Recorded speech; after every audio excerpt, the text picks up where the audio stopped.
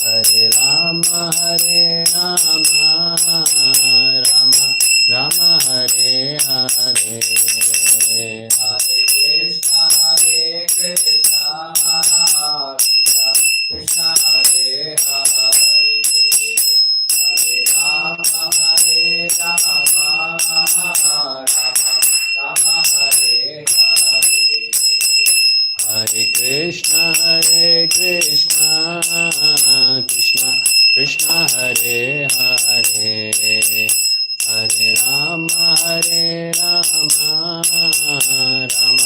Rama Hare Hare, Hare Krishna Krishna Krishna Hare Hare, Hare Rama Rama Hare Hare, Hare Krishna Krishna Krishna Hare Hare, Hare Rama Rama Hare Hare, Hare Krishna Krishna Krishna Hare Hare, Hare Rama Rama Hare Hare, Hare Krishna Krishna Krishna Hare Hare, Hare Ram Ram Ram Hare Hare, Hare Krishna Krishna Krishna Hare Hare, Hare Ram Ram Ram Hare Hare, Hare Krishna Krishna Krishna Hare Hare, Hare Ram Ram Ram Hare Hare,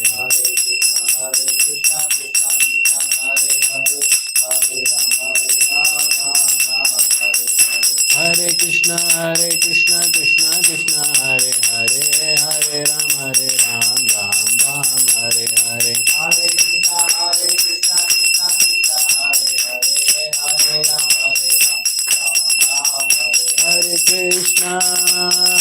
Krishna Krishna Krishna Hare Hare, Hare Rama Rama Hare Hare, Hare Krishna Krishna Krishna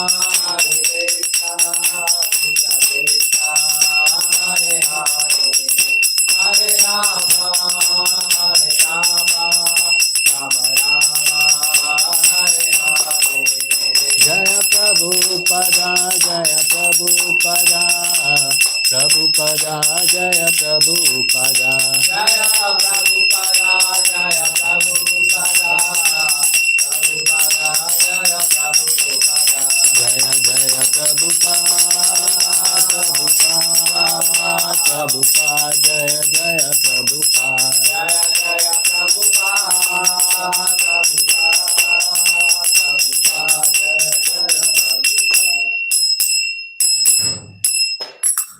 Hari नाम संकीर्तन की जगत गुरु शिला प्रभुपाद की। ओम नमो भगवते वासुदेवाय, ओम नमो भगवते वासुदेवाय, ओम नमो भगवते वासुदेवाय, ओम नमो भगवते वासुदेवाय, ओम नमो भगवते वासुदेवाय, ओम नमो भगवते वासुदेवाय, नारायणं नमस्कृत्य नरं चैव नरोत्तमं देवीं सरस्वतीं व्यासं ततो जयमुदीरये, नष्टप्रायेषु अभद्रेषु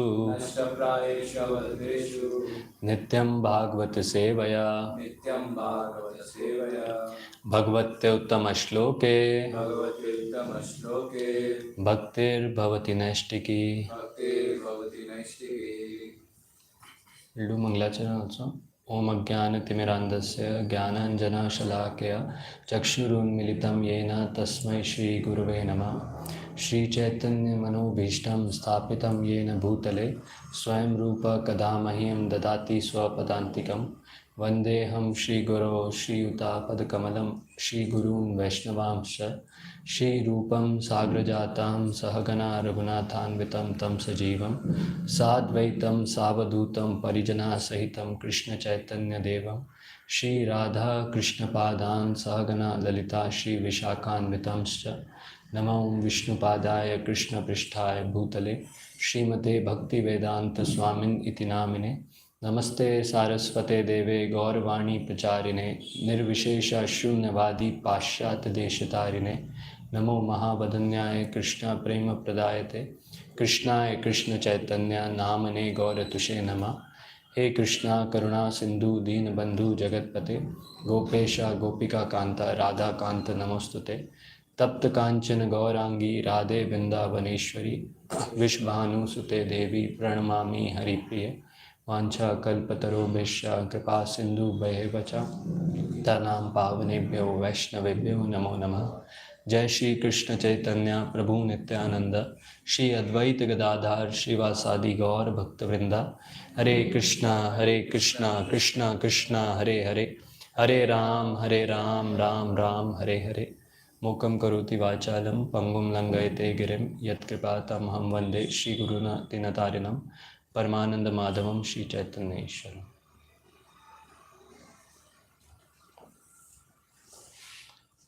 Hare Krishna.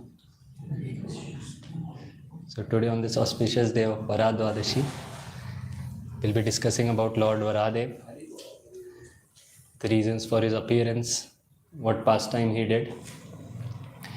We are knowing already the pastime, so we'll discuss some understandings from it, some relevant points from that. So as Lord Brahma in the Brahma Samhita he describes, he says, Ramadi Murtishu Kala Niyamena Tishta Nana Avatara Akarod Bhuvaneshu Kintu Krishna Swayam Sambhavat Parama Pumanyo Govindam Adi Purusham Tamaham Bhajami. So he says that the original personality of Godhead, the Supreme Personality, Lord Krishna, he takes various forms. He comes in various forms. Sometimes he comes in form of Lord Narsimhadev, sometimes in different forms like Matsya Avatar, Kurma Avatar, Varaha Avatar, Lord Ram, Balram, Parshuram, many different forms. And Rama means enjoyment. So Prabhupada, he speaks in one of the lectures, he makes it very clear, whenever the Lord comes in any of these forms, he comes for his own enjoyment. And also so that the devotees can discuss those pastimes and relish those pastimes. He's not bound to come in those bodies, or he's not suffering in those bodies. As it said in the Brahma Samhita, Ananda Chinmay Rasa Pratibhavit Avis. That he's always, every moment he's in bliss and he's enjoying. So he's not forced to appear in those bodies. He appears in the body in different incarnations, like in the body of a fish, in the body of a hog in this incarnation. He appears by his own sweet will and not forced by anyone. We need the pastime of another very great personality, one of the demigods, who was forced, who was cursed to appear in the body of a hog. That was the pastime of Indradev. So that was when Indradev, due to some reasons, was cursed to come in the body of a hog. And then after some time, because the post was vacant, so Brahma comes to take him back, that your post is lying vacant, please come, I'll take you back. And what did Indra say? No, I have so many responsibilities. I have my wife, I have my children, I have so many delicious things to eat. I don't want to go back. So this is how the person gets entangled by Maya, or the illusory energy of the Lord. This is how every jiva in this world, be it the great denizens of the great heavenly planets, and even the earthly, even all of us, we get illusioned by the illusory energy of the Lord. But the Supreme Lord himself is not like that.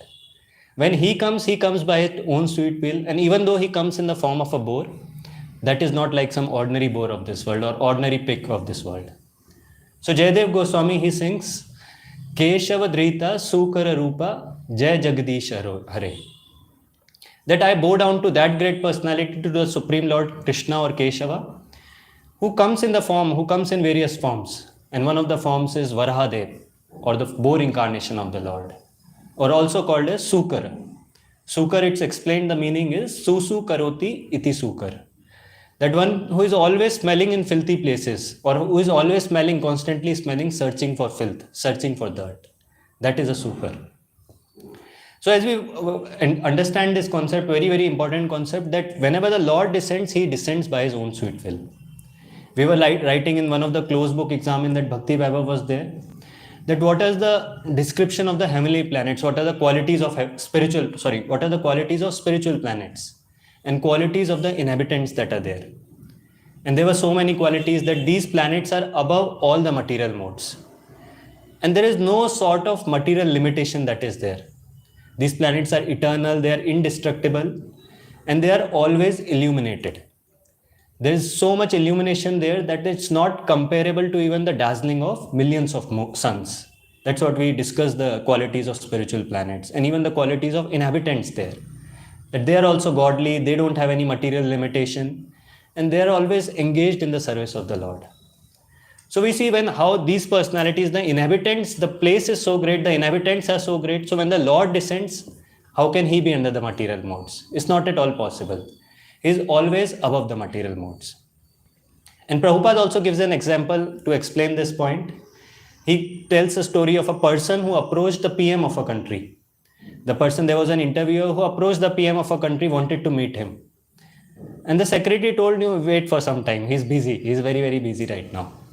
So the interviewer was waiting for some time. And after 1 hour, when he was curious to know what is going on or how is the PM busy, so he goes on the door of the PM, he moves it a little, and he sees the PM has become a horse, and his grandchild is riding above him.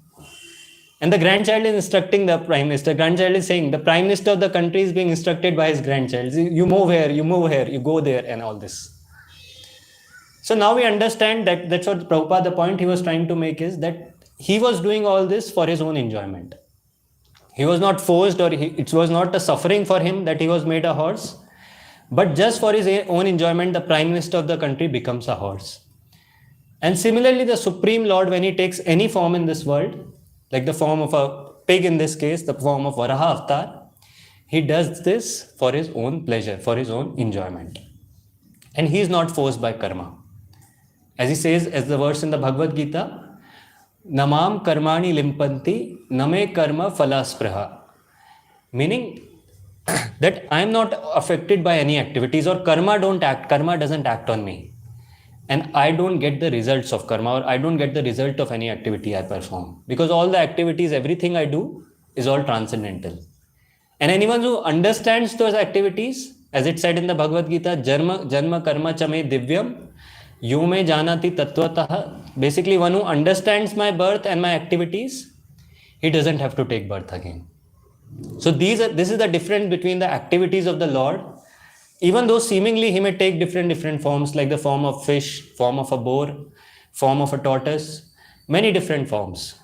But his activities are always transcendental, always above the modes of nature. And this is what Prabhupada makes it very, very clear, that Lord descends by his own will, not forced by karma. So Jayadev Goswami in the Dashavatar Stotra, he sings this very beautiful verse in appreciation of Lord Varaha that goes on like this. Vasati dasan shikhare dharani tav lagna Shashini kalanka kalevani magna Keshavadrita sukar rupa Jai Jagadish Hare Jai Jagadish Hare Jai Jagadish Hare. So here Jayadev Goswami says that when Varahadev appeared, he went into the Garbhodak ocean, and with his tusk he lifted the Mother Earth. So he was appearing very, very beautiful.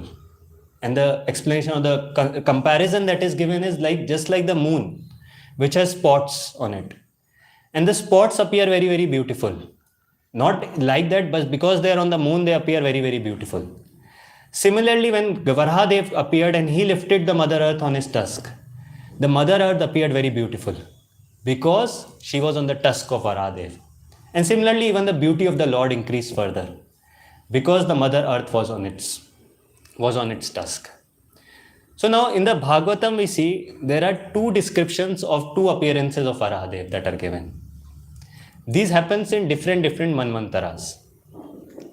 So the first appearance that is given happened in Swayambhuva Manu. And the second appearance that is given happened in Chakshusha Manu. So actually we understand Lord incarnates millions of times. Lord's pastimes are all eternal. They keep on happening again and again and again. But then the Bhagavatam describes about these two. So now it's described when he appeared in the Swayambhuva Manu, he appeared in Shweta form or Shwet complexion. That is white complexion.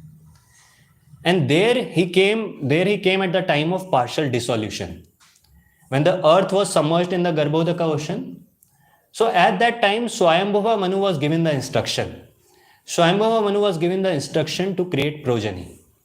So Swayambhuva Manu married Shatrupa and he decided he wanted to create progeny. But when he saw the earth was not there, the earth was submerged in the Garbhodaka ocean. The proper place for creating progeny was not there. So that time he prays to the Lord, and Lord appears in this form as Shweta Varaha, and that time he lifts the earth from the Garbhodaka ocean and places it back in his place. So this was one of the appearance in the Swayambhuva Manu, and it's described in this appearance there was no battle that happened.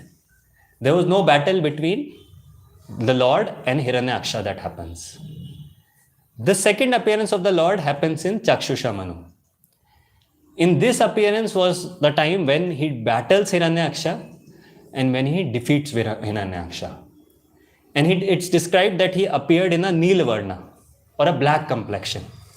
And at some places it's also described he appears in a Raktavarna, or red complexion. Basically appears in this form and he battles Hiranyaksha and he defeats him. And then he places the Mother Earth back in its place. Now Vishwanath Chakravarti Thakur, he explains this, that how we can understand this, because in the Swayambhuva Manu, now Hiranyaksha, we know Hiranyaksha was born of Diti. Hiranyaksha was the son of Diti. And Diti was the daughter of Daksha.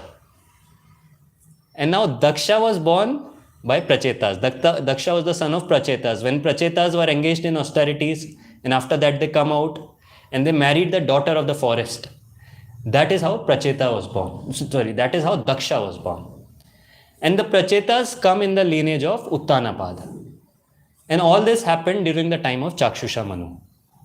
So now in the time of Swayambhuva Manu, it's pretty obvious, because Swayambhuva Manu had that time not begotten any sons. So there was no Prachetas, there was no Daksha, there was no Diti, and there was no Hiranyaksha. So this makes it very, very clear that this battle happened in the Chakshusha Manu, when the Lord descends, and that's when he battled Hiranyaksha. So now the pastime goes on like this, that Brahma had 4 sons, the 4 sons of Brahma that were there, Kumaras. And we know they were very great souls, very enlightened souls. They were Brahmavadis. Brahmavadis means they were impersonalist, but they were not offenders of the Lord. They meditated on the effulgence of the Lord, and very, very great personalities. Now Brahma instructs them, Brahma gives them an instruction to get married and to create progeny. But these 4 Kumaras, they were very, very elevated. And they reject the proposal. They didn't want to get married. They knew that once they get married, they'll have a wife, they'll have children, and then further and further complications, they'll get entangled. And they rejected the proposal. And Brahma says, we have to create progeny. You should get married. And it has to happen. You have to grow old, you have to get married. This is required for the progeny. And so the Kumara said, so the problem is when we grow old, when we develop lust within us, and that's when we'll beget children, or that's when we'll get married. So what they did, as we all know, they cursed themselves. They took the holy water and cursed themselves that although we mature emotionally and mentally, we'll never grow old physically. Always will remain in that 4-year-old form. And that's why we see in all the pastimes, these Kumaras, they are always 4 years young. Even though it comes in the Bhagavatam that they were as old as Brahma, but still they appeared like 4-year-olds because they never grew physically. So now we all know how they were traveling all throughout the planet, or throughout the planetary systems. And finally in their travel, they approach Vaikuntha. They approach the planet of Lord Vishnu. And as it's described, they crossed the first door, second door, they crossed the first 6 doors that were there. And on the 7th door, there were 2 doorkeepers. And they were Jay and Vijay. And now even though these personalities were very, very great personalities, very, very elevated personalities, and it's described they didn't deserve to be stopped. But still Jay and Vijay stopped them. Jay and Vijay thought that they were these people, these 4 kids that are there, they are quite proud of being Brahmavadis, of being very, very intelligent. And so he stopped them. And there Prabhupada explains that even though this was something which was unfavorable to the Lord, because these were Brahmanas, they were very elevated personalities, but still Jay and Vijay stopped them. Jay and Vijay stopped these personalities. Now, as we all understand, when these were stopped, at the same time, these Kumaras lost their cool. They became very, very angry that why they were stopped. They were going in Vaikuntha. This place is Vaikuntha. Vaikuntha means the place which is free of anxieties, free of stress. This is a place where there is no agitation that is supposed to happen. So how can these four Kumaras stop them from going and taking darshan, or stop them from serving the Lord? How can these two doorkeepers stop us from that path? They're actually meant to help us in doing devotional service. They are not meant to stop our path that is there. And that's why, being very, very angry, as we all are aware, they cursed him. The four Kumaras cursed Jay and Vijay that may they take birth because of their demonic mentality that is there, demonic mentality to stop us from performing devotional service. May they take birth in the material world as demons. So now when this happens, after that Lord Vishnu appears on the scene. Lord Vishnu smiles, and then he appears with goddess of fortune, it's described, and then he speaks a very, very important point. He speaks that these are my servants and I am their master. Jay and Vijay are my servants. And whatever wrong they did, I take it as an offense by myself and I beg forgiveness. And this is a very, very important point, important learning we see in that purport. In the next verse, the Lord says that a wrong act committed by a servant leads people in general to blame his master. We see a similar pastime even in the case of Ajamil. When Yamdutas approached Ajamil to take his soul, they wanted to take his soul to Yamaraj, and they were obstructed by the Vishnu Dutas. And that time they were quite frustrated, quite angry. It's described that the Yamdutas wanted to take the Vishnu Dutas to Yamaraj for obstructing their service. And now when they couldn't do that, since they were quite powerful, completely frustrated, they go to Yamaraj. And they tell that we thought you were the supreme. You were the one who has jurisdiction over everyone. And that's when Yamaraj learned the entire incident, whatever has happened. Then he clarifies that I'm not the supreme. There is another supreme controller that is there. And my jurisdiction is only limited to the sinful living entities.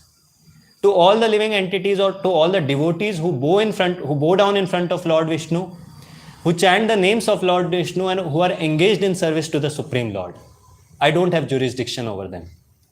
And he understood that these Yamdutas have committed an offense. And even in that purport, the same thing comes, that he begs forgiveness. He begs forgiveness from the Supreme Lord because of the mistake committed by his servants. And this is a very, very important point for us. This is what the warning in the purport Prabhupada gives, that a devotee should always be conscious, very, very conscious when it comes to dealing with others, and especially dealing with the devotees. Because an offense to a devotee is like a scar on the Supreme Personality. As we all know, the devotees are very, very dear to the Lord. And when we commit an offense to a devotee, the Supreme Lord is displeased. And so a devotee should be very, very careful. And we are all part of ISKCON. When we go out, we represent our organization, we represent Srila Prabhupada. So again, it becomes very, very important, because if we do something wrong, or if we behave in a wrong way, in an inappropriate way, the blame goes to the organization. And this is but obvious. We see naturally also, like sometimes when kids are very, very naughty. And in the school, the first thing the teachers will see and say, oh, it seems their parents are not very cultured. Their parents didn't teach them properly. So similarly, whenever some servants, or whenever a person who's representing something, he behaves in an incorrect way, the organization is blasphemed. And they have Prabhupada writes his expectations. So Prabhupada writes that every Vaishnava should therefore be having all the Vaishnava qualities. Vaishnava should be decorated with all the 26 qualities of a Vaishnava. And he gives the litmus test a devotee can test, that a devotee should always see that with time, with his practice of devotional service, he is developing those qualities. With time, he should develop those qualities and then become faultless. This is what Prabhupada writes his expectations in that same purport. So anyways, coming back to our story. So now when Lord Vishnu appeared, and he makes such a statement, he begs forgiveness. Seeing his beautiful form, as we all are aware, when the four Kumaras who were Brahmavadis, when they saw the beautiful form of the Lord, when they smelled the Tulsi Manjari that was offered to the lotus feet of the Lord, they completely gave up their impersonalist conception that was there. And they completely surrendered to the supreme form of the Lord, the beautiful form of the Lord. And Lord Vishnu smiles there and he says, he's seeing that the Jay and Vijay, they were quite fearful that now what will happen. And then he says that do not fear. This is not very common. What has happened is neither for the four Kumaras to get angry in this place, that is Vaikuntha, to lose their cool, it's not a common thing. And neither for Jay and Vijay to stop someone in this place, it is also not a common thing. And that's why Lord Vishnu says that this all happened due to my plan. Because I wanted to descend in the material world, and that's why all this happened. That's why this pastime happens.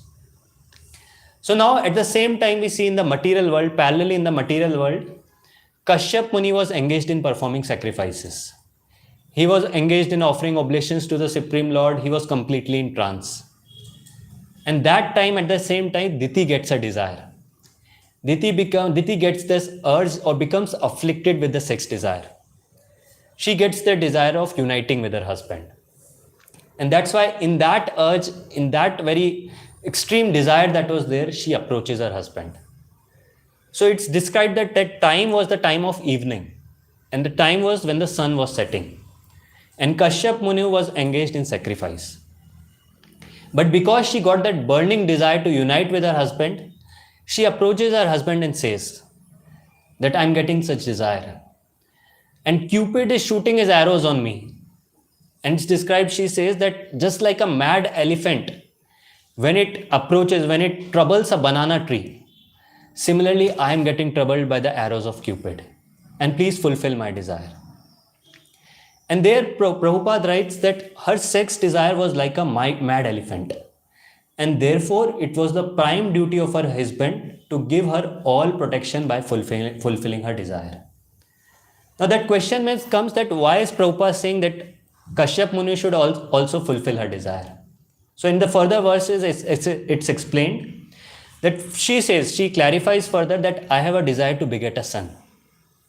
All my wives are very opulent. All your co-wives that are there, her sisters that were there, who were married to Kashyap Muni, they were very opulent because all of them had a son. And it seems she was quite distressed because she didn't have a son. And there it's explained that this was not just the sexual desire that was there, but the desire was to beget a son. And Krishna also in the Bhagavad Gita, he says, Dharma viruddha bhuteshu kamo asmi bharatarshava. That I am that sex life which is not contrary to religious principles.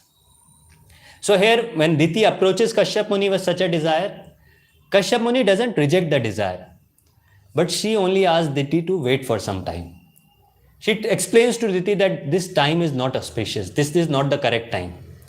This is the time when Lord Shiva and his companions, the ghosts that are there and other accompaniments, or other different entities that are with Lord Shiva, they are roaming around, and this is not the correct time. Lord Shiva wouldn't be happy. And that's why we understand in the scriptures it's given, for all things, for all procedures, there's a specific time, there's a place that is given. And it's not that anything can be done in any time. And we see the result also in the scriptures, that if time is proper, consciousness is proper, place is proper, we see this result is like sons like Dhruva, sons like Prahlad Maharaj are born. And when these things are not proper, then people like Hiranyakashipu and Hiranyaksha are born. Even in Ramayana we see the similar thing. It's described because the time was not proper, and it was the desire to unite was full of lust, just the lusty desire that was there. And so Ravana and Kumbhakaran were born. And at the same time, when time was right, Vibhishan was born. So we understand that in the scriptures, for everything there is a time, place and circumstance. But then it's described her urge was so strong that she could not tolerate. And this verse comes in the Bhagavatam where it's described, her urge was so strong that she caught hold of the cloth of the great sage. And it says, Vrishaliva Gata Trapa.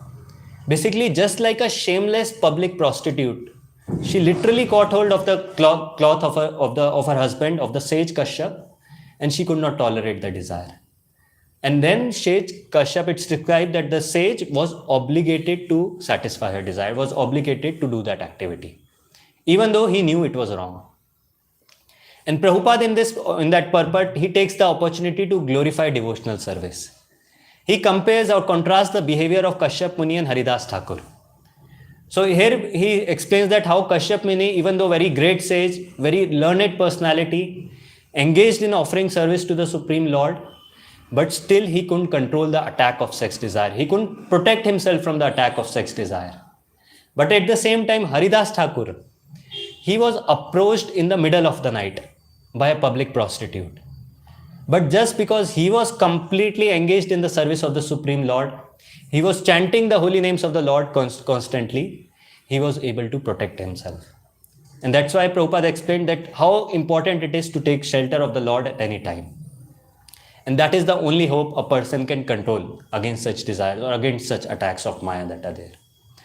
So then we understand that this happened, Kashyap united with her wife, and this is how Hiranyakashipu and Hiranyaksha entered this world. And this was the first incarnation of Jaya and Vijay in the material world. Now both of them, when they entered, they were twins.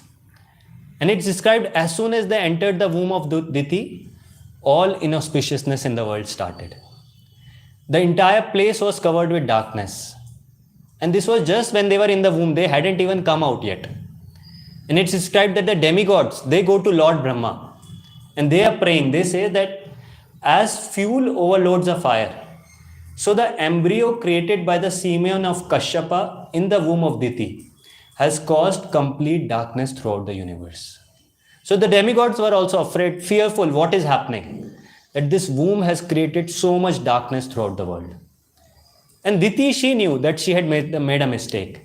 She was aware she had made a mistake and the result would be inauspicious. And so she didn't want these two twins that were there to come out in the world.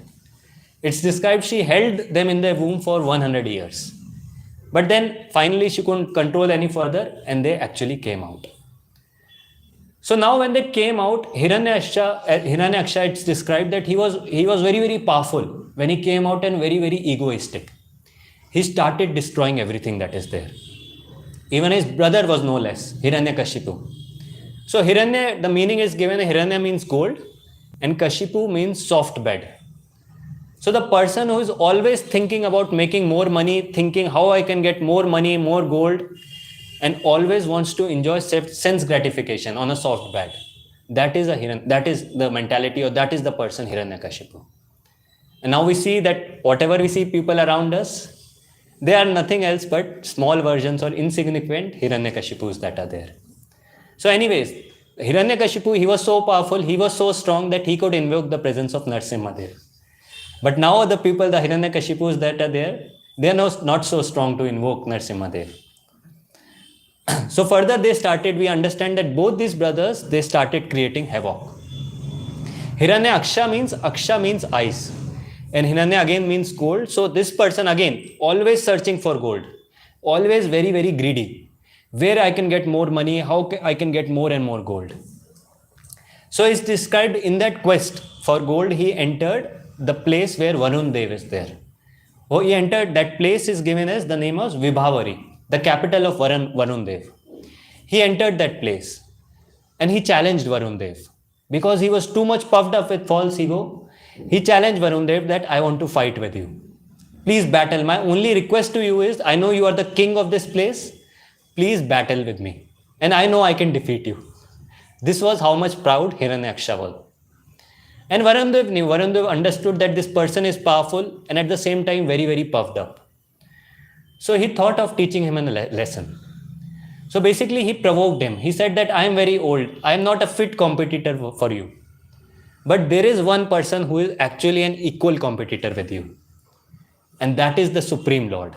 And that is Lord Vishnu that is there. So he provoked him that if you want to have an equal competition, you go to him. You go and fight with Lord Vishnu and he will teach you a nice lesson.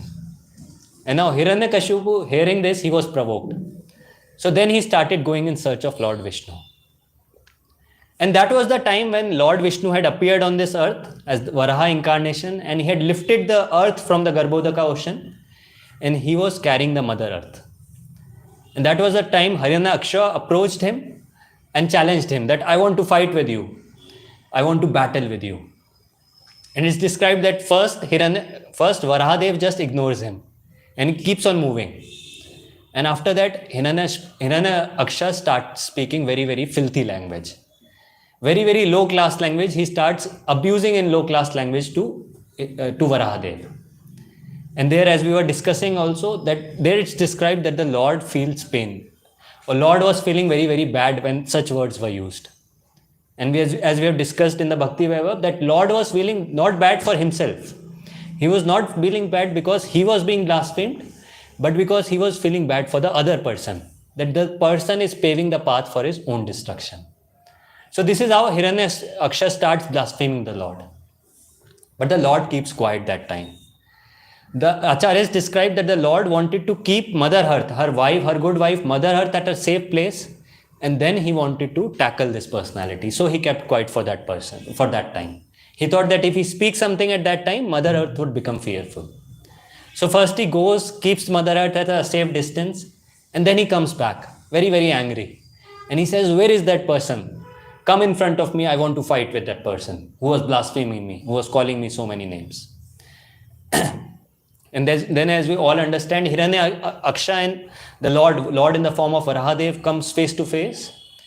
And it's described that Hiranyaksha was the same size as Varahadev. Very, very powerful, very, very strong personality, that demon. Even for Hiranyakashipu, the description is given that when he used to raise his eyebrows, Indra used to tremble in fear. So both these personalities were very, very fearful, very, very great personalities. Very, very dangerous personalities, powerful personalities that were there. And now when they come face to face, the battle starts. And it's a complete dramatic scene that is described that Hiranyaksha, he punches Varahadev, Varahadev punches him, then Hiranyaksha moves his mace towards Varahadev, Varahadev ducks that, and then Varahadev moves his mace towards Hiranyaksha, and Hiranyaksha ducks that. And like that, a complete dramatic scene is described. So now, as we all understand, the same Lord, when he's in the form of Mahavishnu, when he inhales, so many Brahmandas that are there, they get annihilated. And the same personality is fighting with Hiranyaksha in a way that he's an equal competitor. And the fight continued, it seems the fight continued for a long time, that even the demigods were fearful. Demigods were requesting the Lord that please finish this fight now. We don't want you to continue it any longer. They became fearful. But Lord does all this, it's his inconceivable pastimes that are there just for the pleasure of the devotees. So that the devotees can discuss all these pastimes and relish these pastimes. So finally that fight continues for some time. And it's described finally by the kick of the Lord's lotus feet. By the kick of the Lord's lotus feet, Hiranyaksha was killed. And after that, Hiranyaksha was such a powerful demon, he was just killed in one blow. And after that, Varahadev picks up the Mother Earth, keeps it at its suitable place, keeps it back, and that's how the pastime ends. So now it's described that this place where Varahadev touched Mother Earth, that place is called as Varaha Kshetra, that is there. A place very, very near to Udupi. And that Varahadev is also known as personified Vedas. So now we all understand that when the Lord exhales, the exhalation comes in form of the Vedas. And when Brahma inhales, the Vedas goes inside him. And now it's described when Brahma exhales, the Varahadev who comes out, the Lord comes out in form of Varahadev, and that's why he is described as the personified Vedas. So very, very inconceivable explanation that is there. But yeah, Lord comes out, Lord is called as personified Vedas. Another thing that is described here is that Varahadev, when he enters the ocean and puts the Mother Earth back, so the question is asked that why does the Supreme Lord comes in form of a pig? Or why does he take the form of a pig that is there? So two reasons are given. In the Bhagavatam, two reasons are given. One is that Patal or the lower planetary systems, because since the earth was submerged in the Garbhodaka ocean that was below Patal, and this Patal is a very, very filthy place that is there, very, very dirty place. And the animal who is always going in such filthy places is the pig. So the Lord takes the form of a pig. And with his tusks, it becomes easier to lift the Mother Earth. So based on the time, place and circumstance, Lord takes that particular form. But as we already discussed, he was not some ordinary pig of this world. But he was the transcendental Supreme Lord. He was the cause of all causes that is there. And he voluntarily takes this form just for the pleasure of his devotees, just to do some pastime, just to do various pastimes with his devotees. So now on this auspicious day, on this day of appearance of Lord Varahadev, we can pray to the Supreme Lord, or we can pray to the Lord in the form of Varahadev, that he also enters our art. And just like he lifted the Mother Earth, just like he uplifts the Mother Earth from the Garbhodaka ocean, he uplifts our consciousness. Just like he protected the Mother Earth, he protects the bhakti that is there within, and he kills the demon of false ego that is there within us. So Hiranyaksha represents that demon, the demon of pride, the demon of false ego that is there. And may Lord Varahadev appears in our heart and kills the demon within. So with this, I would like to pause here. Hare Krishna.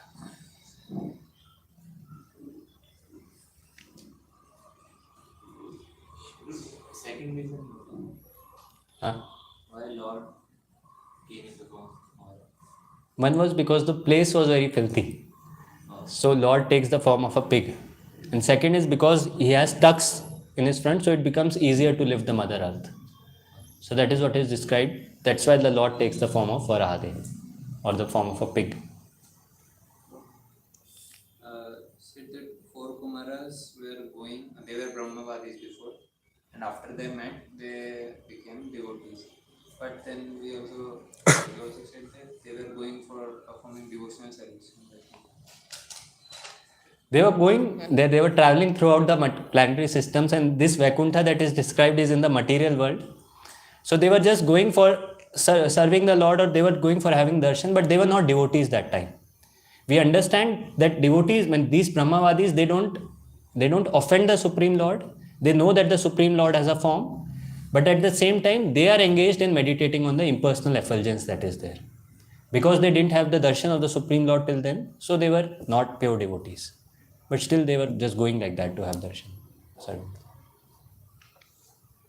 Have you read about this? That how Earth was there in Garbhodaka ocean both the times? So first time in the Swayambhava Manu time, it was because of the partial dissolution that was happening. So that's why the earth was in the Garbhodaka ocean, and when Swayambhuva Manu requests the Lord to come and help him because he wanted to procreate, so the Lord comes in the form of Varahadev and he picks the Mother Earth. In the Chakshusha Manu, it's described the earth was in the ocean because Hiranyaksha, who was very, very greedy, so he was exploiting the Mother Earth. He was exploiting the natural resources of the earth to take out different resources, being very greedy. And earth, out of fear, trembling, she hid herself in the Garbhodaka ocean. And that's why the Lord comes the second time to pick up the Mother Earth. So these were the two things that were described, that why the Lord was there in the Garbhodaka ocean. Means Earth hid herself? Earth hid herself. That's what the description is there.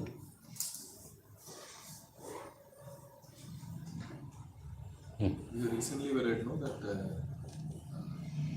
HG Vaibhav drilling, question was there, if you keep drilling, then the floating potency of the earth Will get disturbed.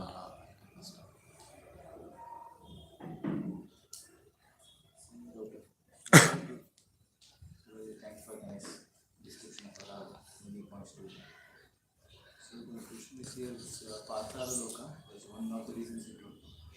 These lokas are down, which are the ability to think. Lord comes in the form of good. But I also heard that before this, they're not different like heavenly planets.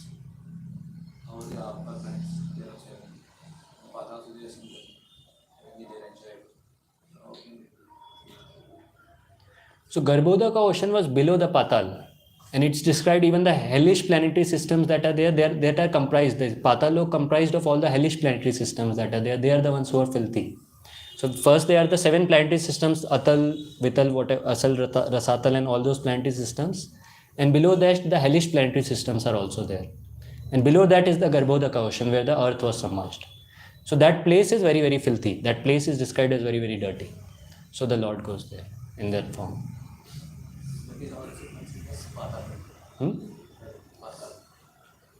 Actually, the hellish planetary systems come below the Patal Lok. That's what I read. Below the Patal Lok. And there it was like that. See, we hear that the sweat of the Lord is Garbhoda ocean. How can that be filthy? Garbhodaka ocean, so it was, the reason was because these places that were filthy, where the Garbhodaka ocean is below these places, and so maybe the Lord has to go through those filthy places. So he takes the form of a boar. So there, once I had read that Lord was smelling and trying to find Mother Earth. And as you also mentioned, I had also heard this before that Lord took this form because he was entering the filthy place. So suddenly when you were describing, I got this question, that Lord is lying on Garbhoda ocean. How can Garbhoda ocean be filthy?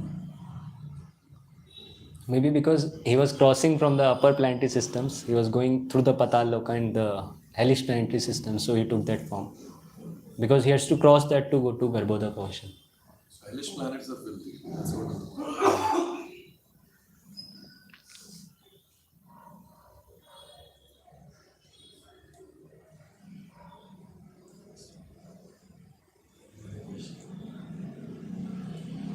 Share reflection. Share reflections. This point was very nice. Firstly, it's very nicely. Thank you very much. It's very auspicious to hear about the Lord. Unfortunately, Lord appears for his own enjoyment. This is very nice to meditate on. And this comparison of Indra in all body and Varaha was very nice. I wrote it down to repeat in some class. It's very because that itself shows how Lord appears for his enjoyment and how a living entity starts. That example was very nice. Very good. Thank you very much for the nice class. When started, you mentioned how the Lord descends for his own pleasure. So he's not forced by the material laws. So it's very important to understand that Sambandha, how Lord is very great. He's not a person like me. Also, one of the factors that helps to understand who the Lord is and to take shelter of the Lord. You mentioned how very nicely the details, how Varaha employs Chakrashamana and Gohan. As you mentioned, how the devotee should be very cautious of committing any offense to the Vaishnavas. And the only way is taking the shelter of the Lord in the description of Haridas Thakur, how he is not hesitated even in prostituting. So because he is always under the shelter of the Lord, taking the shelter of the Lord. So very important to take shelter of the Lord. To come out of this, all the kind of anarthas, especially the lust. And finally, we have experienced mention how we have to pray to the Lord on this auspicious day that we may come to the heart and remove that false ego which represents the dimension.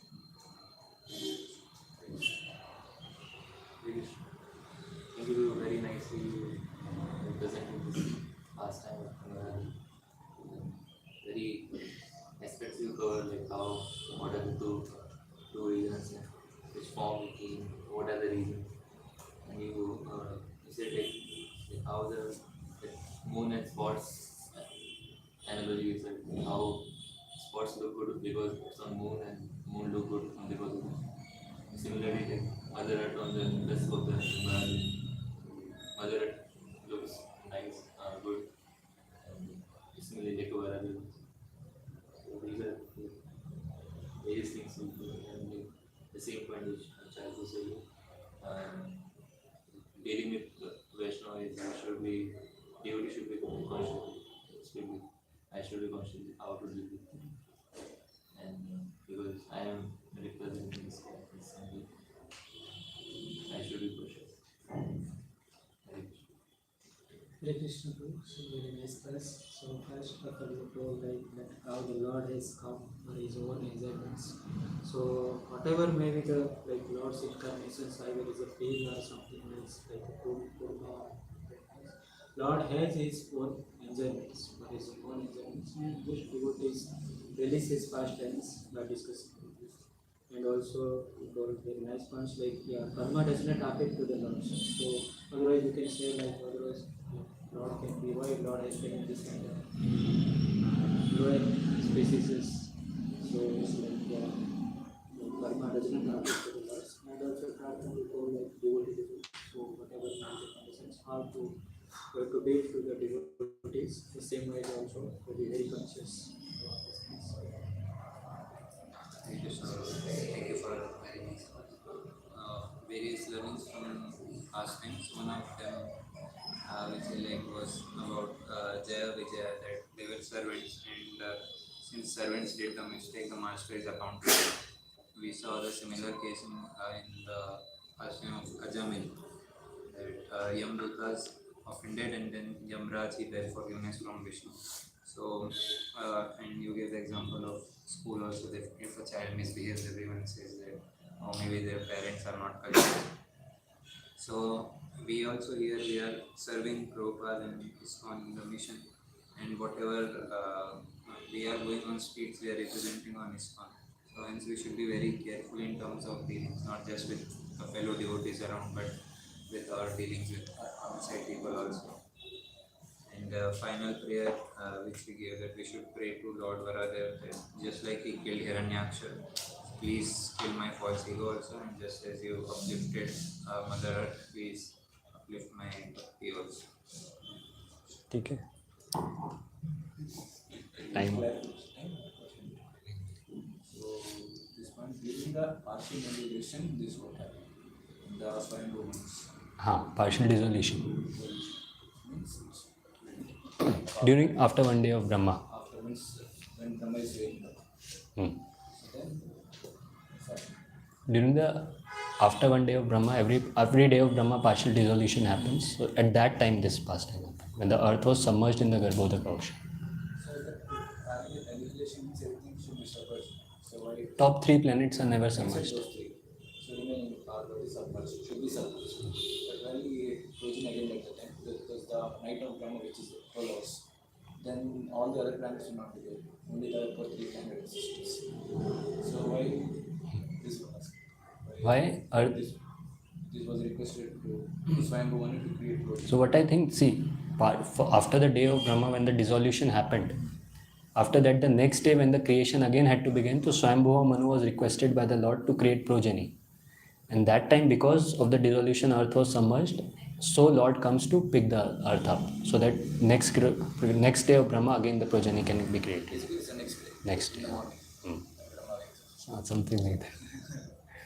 So what about other planet systems? We'll discuss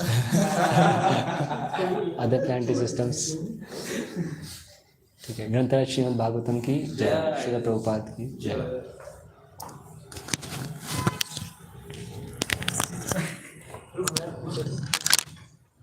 parcel animation जो हुआ